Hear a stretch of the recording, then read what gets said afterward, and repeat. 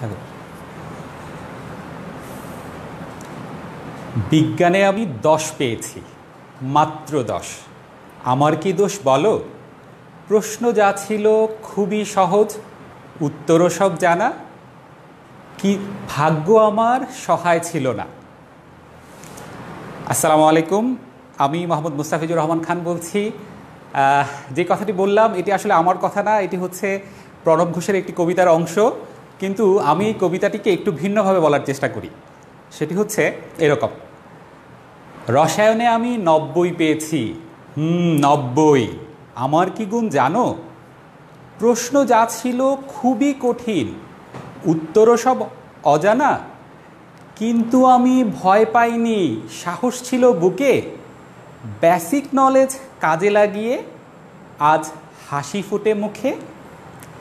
হ্যাঁ, বিষয়টি হচ্ছে আমাদের বিজ্ঞান পড়ার সময় সব কিছু মুখস্থ না করে আমাদের বুঝতে হবে। আমরা যদি বুঝি এবং আমাদের যদি বেসিক নলেজ থাকে তাহলে কিন্তু আমরা বিজ্ঞানে সব সময় ভালো করতে পারবো প্রশ্ন নিয়ে, আর তখন কোনো ধরনের ভয় কাজ করবে না।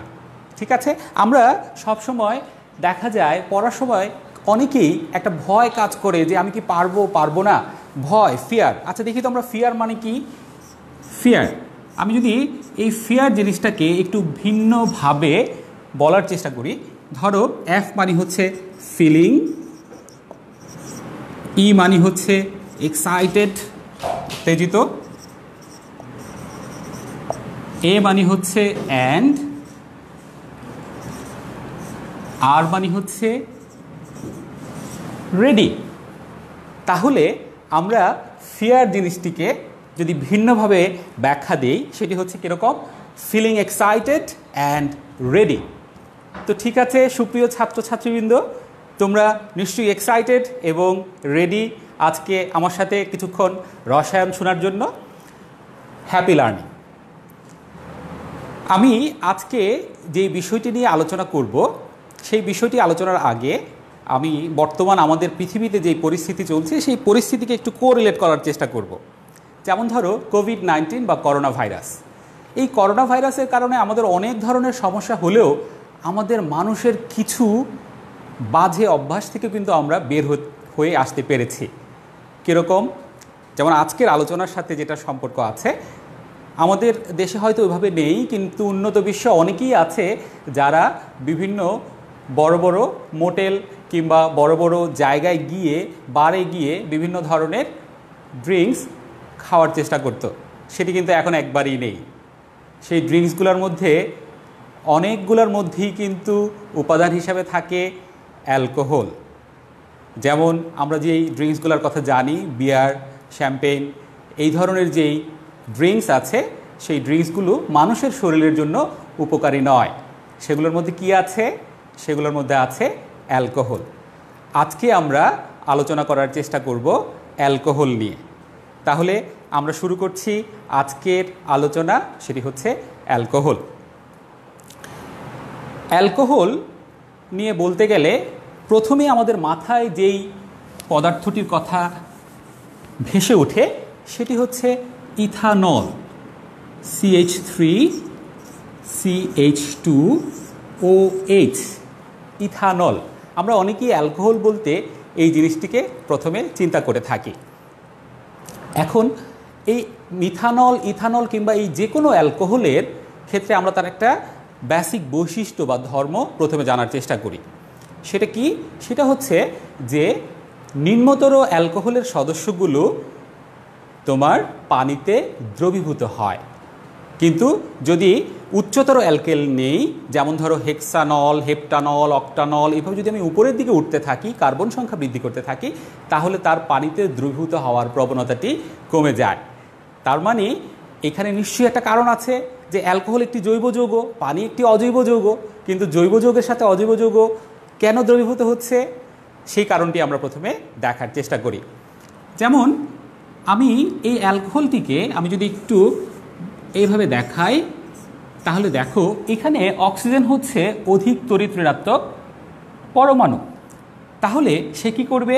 সে এই যে বন্ধনের ইলেকট্রন, এই ইলেকট্রনকে তার নিজের দিকে টানার চেষ্টা করবে। তাহলে সে যখন তার নিজের দিকে ইলেকট্রন ঘনত্ব টানার চেষ্টা করবে, এখানে মাইনাস ডেল্টা বা আংশিক ঋণাত্মক চার্জ হবে, আর এখানে প্লাস ডেল্টা হবে। এইবার এই অ্যালকোহলকে তুমি যখন পানিতে দিবে, পানির মধ্যেও আমার কি আছে, প্লাস এবং মাইনাস এরকম একটি অংশ আছে। যেমন এই অক্সিজেন তার নিজের দিকে ইলেকট্রন ঘনত্ব টেনে নেয়, তাহলে সে মাইনাস, আর এই হাইড্রোজেন তখন প্লাস। তাহলে এই অ্যালকোহলের অক্সিজেনের সাথে পানির হাইড্রোজেনের মধ্যে তখন একটি দুর্বল সখ্যতা বা বন্ধন গড়ে ওঠে, যেটাকে আমরা নাম দিয়েছি কি, হাইড্রোজেন বন্ধন। এটাকে বলা হচ্ছে হাইড্রোজেন বন্ধন। তার মানে অ্যালকোহল সমূহের মধ্যে যারা নিম্নতর সদস্য, অর্থাৎ যাদের কার্বন সংখ্যা খুবই কম, যেমন একটি কিংবা দুটি কিংবা তিনটি, তারা কি করে, পানির সাথে হাইড্রোজেন বন্ধন করে এভাবে দ্রবীভূত হয়।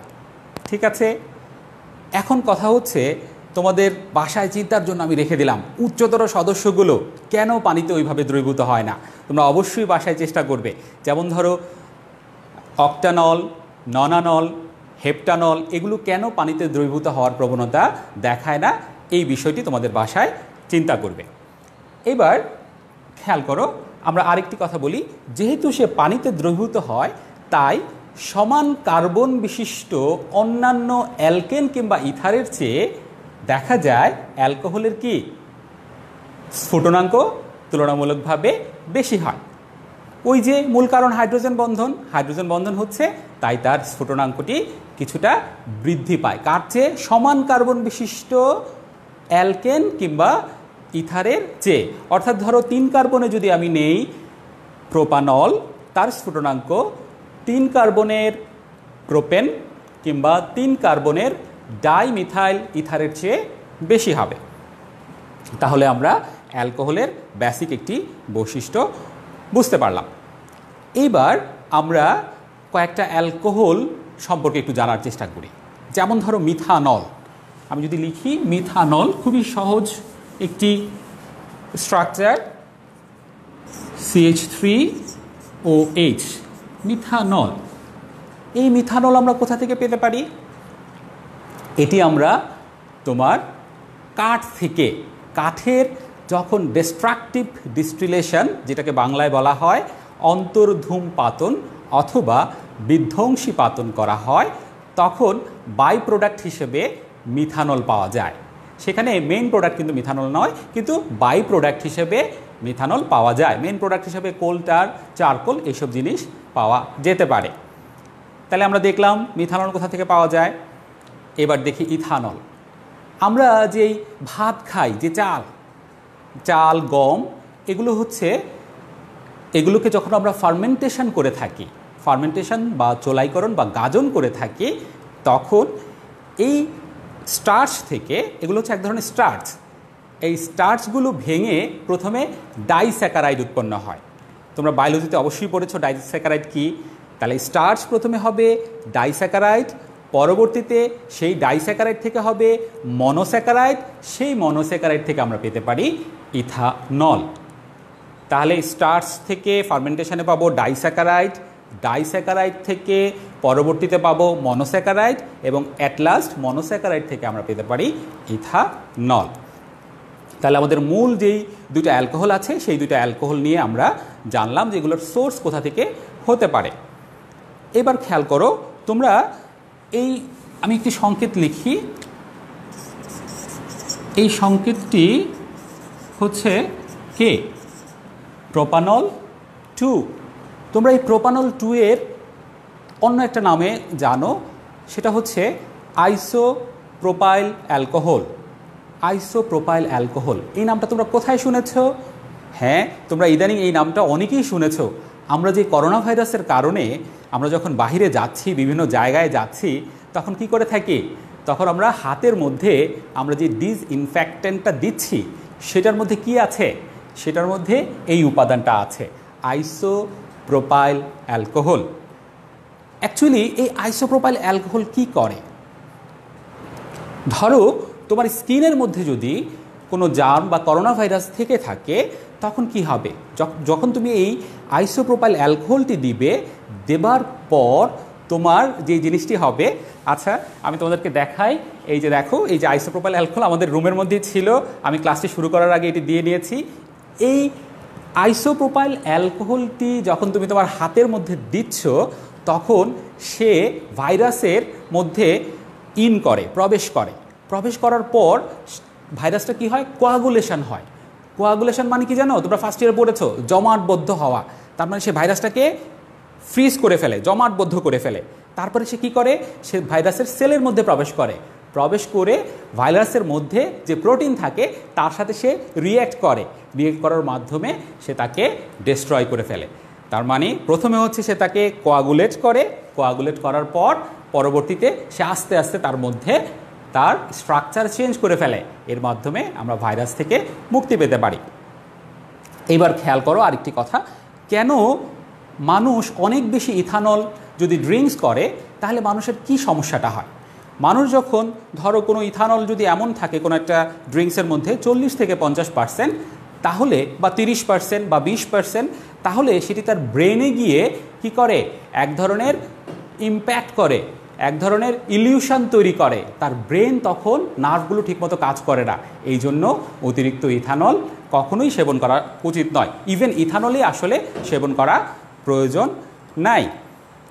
আচ্ছা, কিন্তু এই ইথানল আমাদের ইন্ডাস্ট্রিয়াল পারপাসে অনেক ইম্পর্টেন্ট একটি জিনিস। আমরা এই ইথানলকে বিভিন্নভাবে শিল্প কারখানায় ব্যবহার করে থাকি। তাহলে আমরা এখন সেই বিষয়গুলো নিয়ে একটু দেখার চেষ্টা করি যে আমাদের শিল্প কারখানায় ইথানল নিয়ে কিভাবে ব্যবহার করে থাকি। যেমন একটি হচ্ছে রেকটিফাইড স্পিরিট, তোমরা অনেকেই নাম শুনেছ, রেকটিফাইড স্পিরিট। এটার মধ্যে 95.6% ইথানল থাকে এবং 4.4% অর্থাৎ বাকিটা থাকে পানি। এটাকে বলা হচ্ছে রেকটিফাইড স্পিরিট। Rectified spirit. এটা কোথায় ব্যবহার করা হয়? হসপিটালগুলোতে প্রচুর ব্যবহার আছে এটার। যখন অপারেশন করা হয়, অপারেশন থিয়েটারে কাজ করার সময় এই রেকটিফাইড স্পিরিটের একটি বিশেষ ব্যবহার আমরা দেখতে পাই। এই রেকটিফাইড স্পিরিটের মধ্য থেকে ইথানলকে আলাদা করা একটু কঠিন, কারণ এর মধ্যে পানি আছে। তুমি যদি চাও যে 100% ইথানল আলাদা করতে চাও, তাহলে একটু সমস্যা আছে, কারণ এটা হচ্ছে সমস্ফুটন মিশ্রণ তৈরি করে। তোমরা ফার্স্ট ইয়ারে পড়েছিলে সমস্ফুটন মিশ্রণ, অর্থাৎ সমান স্ফুটন। যখন দুইটি পদার্থ তাদের নিজস্ব স্ফুটন তাপমাত্রায় না ফুটে অন্য একটি তাপমাত্রায় ফুটে, তখন সেটাকে বলা হয় সমস্ফুটন মিশ্রণ। তাহলে এটি হচ্ছে একটি সমস্ফুটন মিশ্রণ তৈরি করে। এক্ষেত্রে পানির স্ফুটনাঙ্ক হচ্ছে 100 ডিগ্রি, তোমরা জানো। ইথানলের হচ্ছে 78.35 ডিগ্রি সেলসিয়াস, কিন্তু এই রেকটিফাইড স্পিরিট মিশ্রণটা হচ্ছে 78.1 ডিগ্রি সেলসিয়াসে ফুটে থাকে। তো যাই হোক, একটু ক্লু দিলাম রেকটিফাইড স্পিরিট সম্পর্কে। এরপরে হচ্ছে আরেকটি ব্যবহার আমরা দেখতে পাই, সেটি হচ্ছে methylated spirit. Methylated spirit, methylated spirit. আচ্ছা, বিষয়টা হচ্ছে আমাদের এই পৃথিবীতে মানুষ বিভিন্ন কারণে অনেক সময় বিপথে চলে যায়। এখন রেকটিফাইড স্পিরিট বা ইথানল যেটা, সেটা হচ্ছে আমাদের ইন্ডাস্ট্রির জন্য খুব দরকারি জিনিস। সেটার জন্য তাই বিভিন্ন দেশ কি করে, যখন এটা আমদানি করে তখন সেটার শুল্ক অনেক কম রাখে। এখন কিছু দুষ্ট মানুষ আছে যারা হয়তো সেই রেকটিফাইড স্পিরিটটি এনে বা ইথানলটিকে এনে তারা খাওয়ার কাজে ব্যবহার করার চেষ্টা করে থাকে। তাহলে তো এটা খুবই খারাপ কাজ। আনলাম এক কাজে, ব্যবহার করছি আরেক কাজে। সেই কাজটি যেন না করতে পারে বা পারে, সেজন্য এই মেথিলেটেড স্পিরিটের কনসেপশনটি এসেছে। সেটি কি? সেটি হচ্ছে ইথানলের সাথে একটা নির্দিষ্ট পার্সেন্টেজে বা অল্প পরিমাণে মিথানল ব্যবহার করে সাথে পিরিডিনও ব্যবহার করা হয়ে থাকে। অর্থাৎ ইথানলের সাথে মিথানল এবং পিরিডিন ব্যবহার করা যখন হয়, তখন সেখানে একটি বিশ্রী গন্ধ তৈরি হয়, প্রচণ্ড বিশ্রী গন্ধ। এই বিশ্রী গন্ধ থাকার কারণে তখন সেটি কিন্তু আর মানুষ চাইলেও খাইতে পারবে না। তাহলে এই যে মিথানল এবং তোমার পিরিডিন ব্যবহার করার মাধ্যমে আমার ইথানল যেন সেবন কাজে ব্যবহার করা না হয় সেটির সুরক্ষা করা হয়ে থাকে। আর এটিকেই বলা হচ্ছে মেথিলেটেড স্পিরিট। এটি আমার ইন্ডাস্ট্রিতে বিভিন্ন কাজে ব্যবহার করা হয়ে থাকে। ওকে, এবার আমরা আরেকটু সামনের দিকে অগ্রসর হই। পাওয়ার অ্যালকোহল। পাওয়ার অ্যালকোহল হচ্ছে জ্বালানির কাজে যদি অ্যালকোহল ইউজ করা হয়, জ্বালানির কাজে আমরা যখন অ্যালকোহল ইউজ করব তখন সেটাকে আমরা বলবো পাওয়ার অ্যালকোহল। অনেক দেশেই এর ব্যবহারটি বর্তমানে আছে, যাদের জ্বালানি সংকট আছে তারা এই কাজটি করেন। আরেকটি হচ্ছে অ্যাবসুলেট বা পরম অ্যালকোহল। পরম অ্যালকোহল মানে হচ্ছে যেখানে শতভাগ কী থাকে, অ্যালকোহল থাকে, সেটাকে বলা হচ্ছে প্রায় শতভাগ, অনেক সময় 99.5%ও হতে পারে বা 100%, সেটাকে বলা হচ্ছে কি পাওয়ার অ্যালকোহল। তাহলে আমরা বিভিন্ন ধরনের অ্যালকোহলের নাম জানলাম। আমরা প্রথমে জানলাম অ্যালকোহলের কিছু ভৌত ধর্ম, মিথানল, ইথানলের প্রস্তুতি, এরপরে জানলাম যে বিভিন্ন ধরনের অ্যালকোহলের কথা। এইবার আমরা একটু দেখার চেষ্টা করি অ্যালকোহল কীভাবে বানানো যায়, আমরা কীভাবে ল্যাবের মধ্যে অ্যালকোহল প্রস্তুত করব। অ্যালকোহল বানানোর জন্য খুব ইম্পর্ট্যান্ট একটি বিক্রিয়া হচ্ছে গ্রিগনার্ড বিকারক। গ্রিগনার্ড বিকারক মানে কি, অ্যালকাইল ম্যাগনেসিয়াম হ্যালাইড, এটাকে বলা হচ্ছে গ্রিগনার্ড বিকারক। এখানে অ্যালকাইল বলতে মিথাইল, ইথাইলও হতে পারে, আর হ্যালাইড মানে তো তোমরা বুঝতেই পারছো যে কোনো হ্যালোজেন হতে পারে।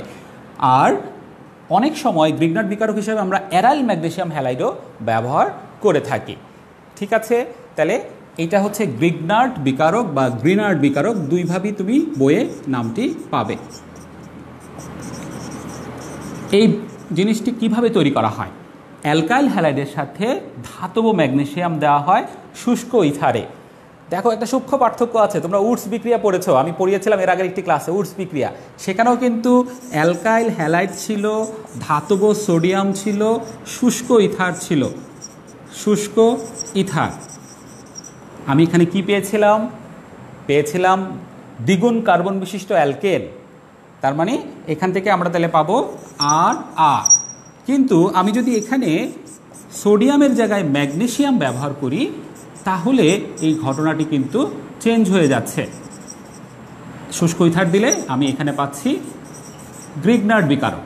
খেয়াল করেছো, জাস্ট ধাতু চেঞ্জ করার কারণে টোটাল বিক্রিয়াটি কিন্তু চেঞ্জ হয়ে গিয়েছে। তো যাই হোক, এটি হচ্ছে আমাদের গ্রিগনার্ড বিকারক। এই গ্রিগনার্ড বিকারক দিয়ে আমরা অ্যালকোহল কীভাবে তৈরি করতে পারি সেটি নিয়ে আমরা একটু দেখার চেষ্টা করি। তাহলে গ্রিগনার্ড বিকারক দেখলাম, আমরা একটা কার্বনিল মূলক এখানে দেই। অ্যালডিহাইড এবং কিটোনের যে মূলক সেটাকে বলা হয় কার্বনিল মূলক। তাহলে আমি প্রথমে কার্বনিল মূলক আঁকলাম। এখানে তুমি যে কোনো অ্যালকাইল বা অ্যারাইল গ্রুপ দিতে পারো, এখানে হাইড্রোজেন বা অ্যালকাইল বা অ্যারাইল গ্রুপ দিতে পারো। আমি আগে কঙ্কাল বিক্রিয়াটিকে দেখানোর চেষ্টা করি। তাহলে দেখো এখানে আমার আরকে আমি একটা ভেঙে লিখি, ধরো আমি লিখলাম CH3। তাহলে কার্বন আর ম্যাগনেসিয়ামের মধ্যে কার তড়িৎ ঋণাত্মকতা বেশি? কার্বনের তড়িৎ ঋণাত্মকতা অনেক বেশি হওয়ার কারণে এই জায়গায় বন্ধনের ইলেকট্রন কার্বন তার নিজের দিকে টেনে নেওয়ার চেষ্টা করবে। আর এই জায়গায় কি হবে, অক্সিজেনের তড়িৎ ঋণাত্মকতা বেশি, তাই অক্সিজেন তার নিজের দিকে ইলেকট্রন ঘনত্ব টেনে নেওয়ার চেষ্টা করবে। তাহলে আমরা এইভাবে প্লাস মাইনাস পেলাম। এইবার তুমি প্লাসের সাথে মাইনাসের কানেকশান করে দাও, তাইলেই হবে। তাহলে CO, দেখো এই ও এর সাথে এখানে যাবে প্লাস, তাহলে MgX, আর এই প্লাসের সাথে ওইখানে যাবে কে, অ্যালকাইল। তাহলে এইভাবে আমরা কার্বনিল মূলকের সাথে গ্রিগনার্ড বিকারকের বিক্রিয়ায় এই অন্তর্বর্তী অবস্থাটি পেতে পারি। দেখো এই যে কার্বনের প্লাসের সাথে, এই যে এই প্লাসের সাথে আমি এইখানে এই মিথাইল গ্রুপটি, এই যে মিথাইল গ্রুপটি এখানে এনেছি, আর এই যে অক্সিজেন মাইনাস তার সাথে এই যে ম্যাগনেসিয়াম, এই ম্যাগনেসিয়ামটি আমরা এখানে এনেছি। এইবার এটাকে যদি তুমি অম্লীয় আদ্র বিশ্লেষণ করো, আমি নিচে দেখাচ্ছি অম্লীয় আদ্র বিশ্লেষণ। অম্লটাকে বোঝানোর জন্য এখানে H+ দিলাম, এখানে তুমি HCl ব্যবহার করতে পারো। তাহলে এখানে কি হবে, সে মাইনাস, এটা তোমরা জানো, এটা প্লাস, আর এই জায়গায় অক্সিজেনের তড়িৎ ঋণাত্মকতা তো ম্যাগনেসিয়ামের চেয়ে আরও বেশি, তার মানে এখানে কি হবে, আবারও মাইনাস প্লাস তৈরি হবে। তাহলে আমার এখানে কি দাঁড়ালো, CH3, আমার এই মাইনাসের সাথে এখানে আসবে প্লাস, আর এখানে MgX এর সাথে আসবে OH। তাহলে আমি এটাকে লিখি OH X। ব্যাস আমার হয়ে গেল গ্রিগনার দ্বিকারকের সাহায্যে কিভাবে কার্বনিল মূলক থেকে আমরা অ্যালকোহল পেতে পারি। তোমরা কনফিউজড হচ্ছ, স্যার এখানে অ্যালকোহল তো পুরোপুরি আপনি লেখেন নাই। হ্যাঁ, খুবই সিম্পল, তুমি কঙ্কাল বিক্রিয়াটা শিখো, তারপরে তুমি নিজেই পারবে। তুমি এখানে কি করবে, দুইটা H দাও, তাহলে এখানে দুইটা H দিবে, এখানে দুইটা H দিবে, তাহলে এটা কত ডিগ্রি অ্যালকোহল? 1 degree alcohol. কিভাবে? এই যে কার্যকরী মূলকের কার্বনের সাথে অন্য একটি কার্বন যুক্ত, তাই এটার নাম তখন কি হবে? 1 ডিগ্রি অ্যালকোহল। আচ্ছা, ওকে, এবার আমি একটু 2 ডিগ্রিতে যাই, তাহলে আমি এখানে একটা CH3 দিয়ে দেই, তাহলে এখানে একটা CH3 দিয়ে দেই, তাহলে এখানে একটা CH3 দিয়ে দিব। এইবার এটা কত ডিগ্রি অ্যালকোহল? 2 degree alcohol. এই যে অ্যালকোহলের কার্যকরী মূলকের কার্বনের সাথে অন্য 2টি কার্বন যুক্ত, তাহলে এটা 2 ডিগ্রি অ্যালকোহল। খুবই সিম্পল। তাহলে 3 ডিগ্রি কী হবে? হ্যাঁ, এখানে আরেকটা অ্যালকাইল গ্রুপ দেই, তাহলে এটাও অ্যালকাইল গ্রুপ হবে, এটাও অ্যালকাইল গ্রুপ হবে। তাহলে এখন এটা 1 2 3টি কার্বনের সাথে কার্যকরী মূলকের কার্বন, তাহলে এটা হবে 3 ডিগ্রি অ্যালকোহল। তার মানে প্রথমে আমি যে বিক্রিয়াটি লিখেছি কঙ্কাল বিক্রিয়া, যেটাকে বলা হয় কঙ্কাল, হ্যাঁ, ওই কঙ্কাল বিক্রিয়াটি হচ্ছে মেইন বিক্রিয়া। সেটি জানলে তুমি 1 ডিগ্রি 2 ডিগ্রি 3 ডিগ্রি অ্যালকোহল 3টি বের করতে পারবে। তাহলে আমরা 1 ডিগ্রি 2 ডিগ্রি 3 ডিগ্রি অ্যালকোহল তৈরির একটি খুব ইম্পর্টেন্ট বিক্রিয়া দেখলাম। এবার আমরা অন্য আরেকটি বিক্রিয়াতে যাই। আচ্ছা, তোমরা ইনঅর্গানিক কেমিস্ট্রিতে ইলেকট্রন গ্রহণ থেকে বিজারণ বিক্রিয়া পেয়েছো, ইলেকট্রন ত্যাগ থেকে জারণ বিক্রিয়া পেয়েছো। এইখানে অর্গানিক কেমিস্ট্রিতে আমরা যেটা করি, জায়মান অক্সিজেন দিয়ে জারণ বিক্রিয়া দেখাই, জায়মান হাইড্রোজেন দিয়ে আমরা বিজারণ বিক্রিয়া দেখাই। এই জিনিসটিকে আমরা চাইলে জায়মান অক্সিজেন জায়মান হাইড্রোজেন দিয়ে দেখিয়েও ইলেকট্রনিক কনসেপ্ট থেকেও আমরা ব্যাখ্যা দিয়ে বলতে পারি যে এটি একটি জারণ বিজারণ বিক্রিয়া কি না। খেয়াল করো, যেমন আমি যদি ইথানোয়িক অ্যাসিড লিখি, এটাকে যদি আমি মৃদু বিজারণ করি তাহলে পাওয়া যাবে অ্যালডিহাইড, অর্থাৎ অ্যাসিড থেকে পাওয়া যাচ্ছে অ্যালডিহাইড। আমি যদি আর আচ্ছা, মৃদু বিজারণের জন্য আমরা এখানে যেটা ব্যবহার করব সেটা হচ্ছে জায়মান হাইড্রোজেন। আমি যদি ইথানোয়িক অ্যাসিডের তীব্র বিজারণ করি, তীব্র বিজারণ, তাহলে এক্ষেত্রে আমরা প্রথমে পাবো অ্যালডিহাইড, পরে সেটা ফার্দার বিজারিত হয়ে অ্যালকোহল তৈরি করবে। ঠিক আছে, এইবার তুমি উল্টাটা চিন্তা করো। তুমি যদি ইথানলকে মৃদু জারণ করো, মৃদু জারণ জায়মান অক্সিজেন, তাহলে হবে অ্যালকোহল থেকে অ্যালডিহাইড। আচ্ছা, কার্বনিল যৌগের মধ্যে তো কিটোনও আছে, যদি কিটোন পেতে চাও তাহলে এই জায়গাটিতে 2 ডিগ্রি যদি অ্যালকোহল ব্যবহার করো, তাহলে মৃদু জারণ করলে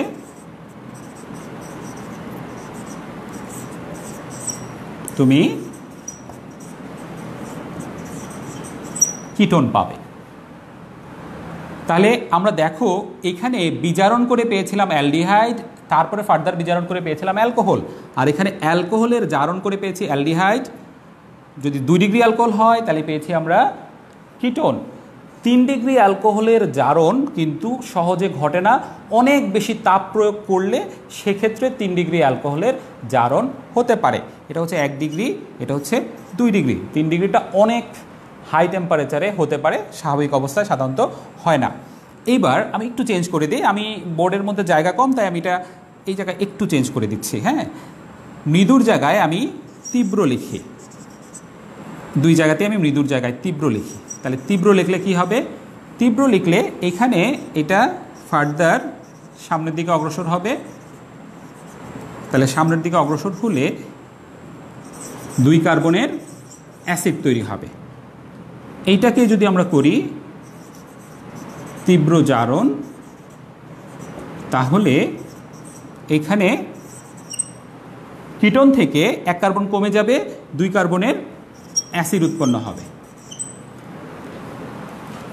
এইভাবে এই কথাগুলো তোমার খুবই কাজে লাগবে অর্গানিক কেমিস্ট্রির বিভিন্ন জিনিস ব্যাখ্যা করার জন্য, যে এটা কিন্তু উল্টা প্রসেস, যে জারণ করার সময় যেদিকে যাচ্ছে, জারণ করার সময় অ্যালকোহল থেকে অ্যাসিডের দিকে যাচ্ছে, বিজারণ করার সময় অ্যালকোহলের দিকে আসছে। এটি হচ্ছে বেসিক কথা, একটু মেমোরাইজ করতে হবে। এবার খেয়াল করো, আমি বলেছিলাম যে এটি ইলেকট্রনিক কনসেপ্ট থেকেও ব্যাখ্যা দেওয়া যায়, যে ইলেকট্রন গ্রহণ ত্যাগের বিষয়টি এখানে হয়েছে কিনা সেই জিনিসটি আমরা একটু দেখার চেষ্টা করি।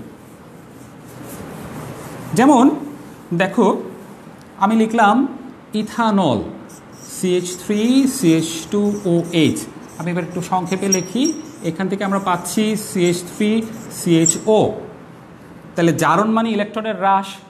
দেখি আমরা এখানে ইলেকট্রন হ্রাস হয়েছে কিনা।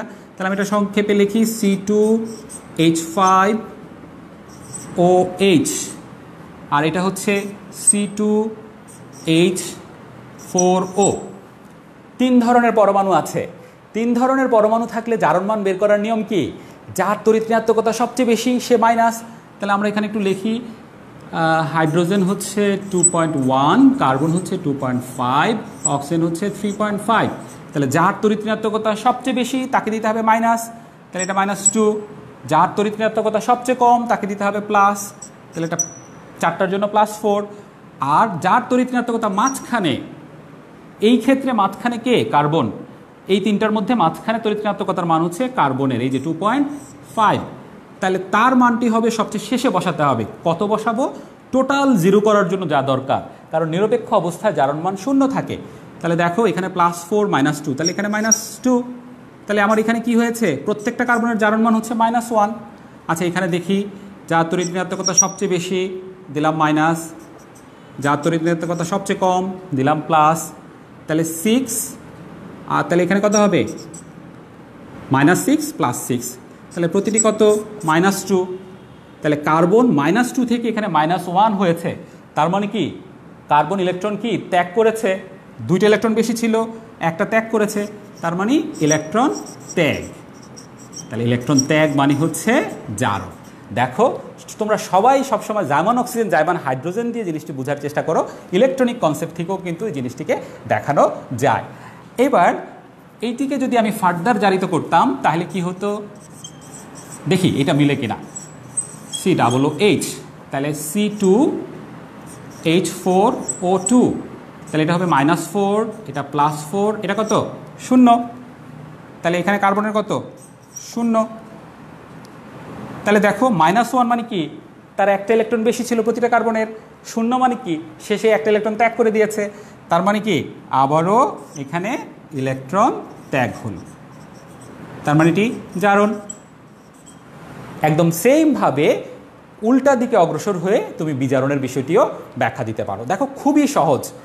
বিজ্ঞান বোঝার চেষ্টা করতে হবে, মনোযোগ আনতে হবে। যখন তুমি কোনো পড়া পড়বে, তোমার প্রথমে যেই মেন্টালিটিটা থাকবে পড়াটা শুরু করার সময়, দ্যাট ইজ ভেরি ইম্পর্টেন্ট। তুমি যদি চিন্তা করো এটি সহজ, তাহলে সহজ। তুমি যদি চিন্তা করো যে উফ বোরিং বিজ্ঞান কেমিস্ট্রি, তাহলে কিন্তু আর ভালো লাগবে না। যাই হোক, তাহলে আমরা জারণ বিজারণের খুব গুরুত্বপূর্ণ বিক্রিয়া দেখলাম।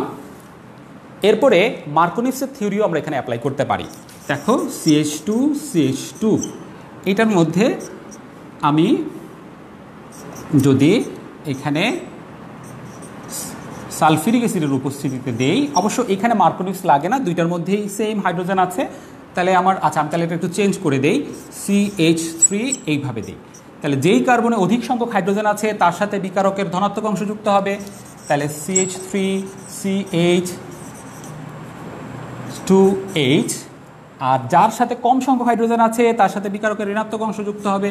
তাহলে OSO3H। তাহলে আমার প্রথমে এই একটি ইন্টারমিডিয়েট অবস্থা তৈরি হবে। পরবর্তীতে কি হবে? পরবর্তীতে এটি আসলে অ্যাকোয়াস। পরবর্তীতে দেখো, এখানে আমার কি অ্যালকোহল, আমার টার্গেট কি? আমার টার্গেট হচ্ছে অ্যালকোহল প্রস্তুতি। তাহলে আমি আগে একটু লিখে নেই, CH3CHOH, এটাকে আমি একবারে লিখি CH3। তাহলে এইখানে আমার সালফিউরিক অ্যাসিডের কি গিয়েছে? H বাদ পড়ে গেছে। তাহলে আমি যদি এখানে HOH ব্যবহার করি, তাহলে HOH ব্যবহার করলে এই OHটা এখানে আসবে, আর এই যে সালফিউরিক অ্যাসিডের এখানে যে HSO4 আর H দরকার সেই Hটা এখানে চলে আসবে। ঠিক আছে, তাহলে এইভাবে আমরা মার্কোনিসের থিওরি ব্যবহার করেও অ্যালকোহল পেতে পারি। আরও সহজ বিক্রিয়া আছে, যেমন ধরো অ্যালকাইল হ্যালাইড, আমি যদি এখানে পটাশিয়াম হাইড্রোক্সাইড জলীয়টা ব্যবহার করি তাহলে আমরা এখানে কি পাবো? প্রতিস্থাপন বিক্রিয়া পাবো।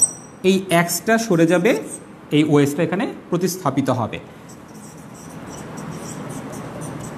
আর এইখানে তোমার এটা হবে OH আর এখানে KX।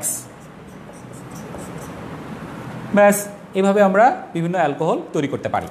এবার অ্যালকোহল আমরা শনাক্ত করব কিভাবে? একটা খুব সিম্পল বিক্রিয়া আছে। ধরো আমার এখানে অ্যালকোহল আছে, আমি অ্যালকোহলের মধ্যে সোডিয়ামের টুকরা দিব, সোডিয়াম, তাহলে কি হবে? ধরো এখানে ইথানল আছে, তাহলে এখানে যখন আমি সোডিয়াম দিব তখন CH3CH2ONA আর হাইড্রোজেন, এই হাইড্রোজেনটা বাবল ফর্ম করবে, বুদবুদ করে উপরের দিকে উঠে যাবে। এটি একটি শনাক্তকরণ প্রসেস, অনেক জায়গায় বলা হয়ে থাকে। আরেকটি ধরো আমি এখানে ইথানল আছে, আমি এটার মধ্যে PCl5 দিলাম, PCl5, তাহলে কি হবে? CH3CH2Cl plus POCl3 plus HCl, এখানে একটা HCl গ্যাস উৎপন্ন হবে। তাহলে এই যে এখানেও আমার কি হচ্ছে? গ্যাস উৎপন্ন হচ্ছে। এইবার এই HCl গ্যাস উৎপন্ন হওয়ার পর এটা একটা টেস্ট টিউবের মতো হলে প্র্যাকটিক্যালটা করতে অনেক সুবিধা হবে। তার মধ্যে আমি অ্যামোনিয়া গ্যাস দিব, তাহলে অ্যামোনিয়া গ্যাস দিলে এখানে আমার অ্যামোনিয়াম ক্লোরাইডের একটা সাদা ধোঁয়ার মতো তৈরি হবে। তার মানে যদি এখানে অ্যালকোহল থাকে তাহলে অ্যামোনিয়ার সাথে HCl এর বিক্রিয়ায় সাদা ধোঁয়া তৈরি করবে, আর যদি অ্যালকোহল না থাকে তাহলে সাদা ধোঁয়া হবে না। তাহলে এই দুইটা হচ্ছে অ্যালকোহলের আমার কি খুবই সহজ দুইটি পরীক্ষা। আচ্ছা, এবার তোমাকে বলা হলো 1 ডিগ্রি 2 ডিগ্রি 3 ডিগ্রি অ্যালকোহলের মধ্যে পার্থক্য করার জন্য। ধরো এটা হচ্ছে একটা অ্যালকোহল, আমি আগে নামগুলো লিখে নেই।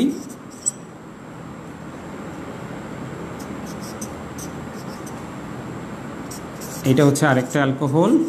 তাহলে প্রথমটা কি? প্রথমটা হচ্ছে 1 ডিগ্রি, পরেরটা হচ্ছে 2 ডিগ্রি, আরেকটা লিখলাম 3 ডিগ্রি। তাহলে এগুলোর মধ্যে আমি কি দিব? লুকাস বিকারক দিব। লুকাস বিকারকটা কি? HCl আর জিঙ্ক ক্লোরাইড, জিঙ্ক ক্লোরাইডের উপস্থিতিতে HCl। তাহলে এটা কি হবে? এখানে এখানে 1 ডিগ্রি অ্যালকোহলের ক্ষেত্রে সাধারণত এই বিক্রিয়াটা হয় না, অনেক পরে যদি হাই টেম্পারেচার দেওয়া হয় তাহলে সাধারণত হয়, নর্মালি হয় না। তাই আমরা অনেক সময় এটাকে লিখে থাকি নো রিঅ্যাকশন। আচ্ছা, যদি আমরা 2 ডিগ্রির ক্ষেত্রে দেই, 2 ডিগ্রির ক্ষেত্রে বিক্রিয়াটা হবে, কিন্তু কিছুক্ষণ সময় লাগবে, ধরো 5-10 মিনিট সময় লাগবে। তাহলে 5-10 মিনিট পরে, 5 থেকে 10 মিনিট পর সাদা অদক্ষেপ। আচ্ছা, আর যদি 3 ডিগ্রির ক্ষেত্রে হয়, 3 ডিগ্রির ক্ষেত্রে বিক্রিয়াটা সাথে সাথে হবে, এবং এই ক্ষেত্রেও আমার তৎক্ষণাৎ সাদা অদক্ষেপ।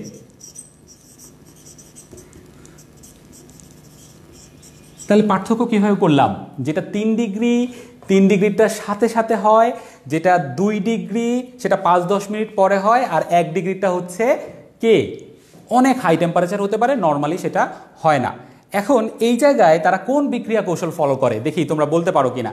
তোমাদের মনে একটি প্রশ্ন আছে, বেনজিনের সাথে ব্রোমিন বা ব্রোমিন দ্রবণ যোগ করলে ব্রোমিনের লাল বর্ণ অপরিবর্তিত থাকে কেন, আর বেনজিনের অসম্পৃক্ততা বলতে কি বোঝায়? আচ্ছা, শাহেদ প্রশ্নটি করেছে। শাহেদের আজকের প্রশ্নটির সাথে অ্যালকোহল টপিকটার কোনো সম্পর্ক নেই, তাই আমি এই মুহূর্তে এটির উত্তরটা এখানে দিতে চাচ্ছি না, কারণ এটা প্রাসঙ্গিক হবে না, কারণ আমি আজকে অ্যালকোহল পড়াচ্ছি, বেনজিন পড়াচ্ছি না। ঠিক আছে? সো আমি ক্লাস শেষে অবশ্যই তোমার প্রশ্নটির উত্তর দিয়ে দিব, কিন্তু আমি যেটি পড়াচ্ছিলাম সেই রিলেটেড যদি কোনো প্রশ্ন থাকে সেটি তাহলে তোমরা বলো, সেটি বেটার হবে। তারপরেও ধন্যবাদ শাহেদকে প্রশ্ন করার জন্য। খেয়াল করো, আমি যেই কথাটি বলছিলাম সেটি হচ্ছে যে এইভাবে আমরা পার্থক্যটি করতে পারি। 3 ডিগ্রিটি সাদার সাথে হয়, 2 ডিগ্রিটি 5 থেকে 10 মিনিট পরে হয়, 1 ডিগ্রিটি খুবই ধীর গতিতে বা হয় না, দুটি বলা যায়। এখন কথা হচ্ছে যে এরা কোন ধরনের বিক্রিয়া কৌশল ফলো করে? এরা হচ্ছে অ্যাসেন বিক্রিয়া কৌশল ফলো করে। দেখো, তোমরা সবসময় অ্যাসেন বিক্রিয়া কৌশল বলতে অ্যালকাইল হ্যালাইডেটটা খুব পরিচিত একটা বিক্রিয়া, কিন্তু এই জায়গাও অ্যাসেন বিক্রিয়া কৌশল ফলো করে। আমি যদি বলতে চাই তাহলে এই যে প্রথম যেই বিক্রিয়াটা যদি সেটা হয়, যদি তুমি এখানে দেখাও যে বিক্রিয়াটা হচ্ছে, তখন সেটা হবে SN2। আমি যদি এখানে কথার কথা আমি যদি এটাকে দেখাই যে আমি আবার লিখছি উচ্চ তাপমাত্রা, যদি আমরা এইভাবে বিক্রিয়াটাকে দেখাই তাহলে এটি হবে, প্রথমটি হবে SN2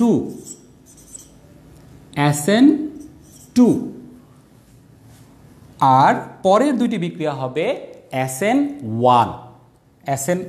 তার মানে এই দুটি বিক্রিয়া হবে SN1। কিভাবে? দেখো, SN বিক্রিয়া তোমরা আগেই দেখেছো, এটা হচ্ছে প্রতিস্থাপন বিক্রিয়া। এই যে OH প্রতিস্থাপিত হচ্ছে, তার মানে S মানে সাবস্টিটিউশন, কার দ্বারা হচ্ছে? নিউক্লিওফাইল দ্বারা হচ্ছে। এখানে নিউক্লিওফাইল হচ্ছে ক্লোরাইড আয়ন। আর 1 কেন বলা হচ্ছে? যখন একটি মাত্র বিক্রিয়কের ঘনমাত্রার উপর নির্ভর করে। যেমন এই বিক্রিয়াগুলো আমরা একটি বিক্রিয়কের ঘনমাত্রা দিয়ে বিক্রিয়া কৌশলটি দেখাতে পারি। আর SN2 যেটা, সেক্ষেত্রে তোমার মূল যে বিক্রিয়ক এবং যে বিকারক দুইটির উপরেই বিক্রিয়াটি নির্ভর করে। আর জিঙ্ক ক্লোরাইড যেটা, সেটা হচ্ছে এক্ষেত্রে নিউক্লিওফাইল মেকার হিসাবে কাজ করে, নিউক্লিওফাইলটা তৈরি করার জন্য সে সহায়তা করে থাকে। সো তোমাদের বাসায় তাহলে আরেকটি হোমওয়ার্ক দিলাম যে এইখানে এই বিক্রিয়া কৌশলগুলো নিয়ে বাসায় একটু ট্রাই করবে। সবসময় অ্যালকাইল হ্যালাইডেটটা আসছে ফাইন, কিন্তু ধরো কোনো দিন যদি এই প্রশ্নটি দিয়ে যদি বলে যে বিক্রিয়াটির কৌশল ব্যাখ্যা করো বা বিশ্লেষণ করো, তখন কিন্তু তোমাকে এই জিনিসটি একটু শিখতে হবে। তাহলে আমরা বিক্রিয়াগুলো দেখলাম, পার্থক্যকরণ দেখলাম, শনাক্তকরণ দেখলাম, তারপরে হচ্ছে তাদের সোর্স দেখলাম। তাহলে এই জিনিসগুলো হচ্ছে আমার অ্যালকোহলের মধ্যে মোটামুটি যে প্রশ্নগুলো পড়া দরকার সেই জিনিসগুলো আমি এখানে তোমাদের দেখানোর চেষ্টা করেছি। সো আশা করি তোমরা বুঝতে পেরেছ। তারপরেও যদি তোমাদের কারো কোনো প্রশ্ন থাকে এই টপিক রিলেটেড, তাহলে অবশ্যই কমেন্ট সেকশানে কমেন্ট করবে। তোমরা অনেকেই কমেন্ট করতে চাও না, কমেন্ট করলে যে সুবিধাটি হয় আমরা বুঝতে পারি যে তোমরা আসলে প্রশ্নটি বুঝতে পেরেছো কিনা। আরেকটি কথা দিয়ে শেষ করছি, সেটা হচ্ছে যে তোমরা অনেক সময় ভাগ্যকে দোষারোপ করো যে স্যার আমি তো অনেক পড়ছিলাম, আমার কপাল ভালো না, আমি এই জন্য পরীক্ষা ভালো করতে পারি নাই। দেখো, এই কথাটি আমার মনে হয় ঠিক না। ঠিক আছে? ভাগ্যকে দোষারোপ করা উচিত নয়।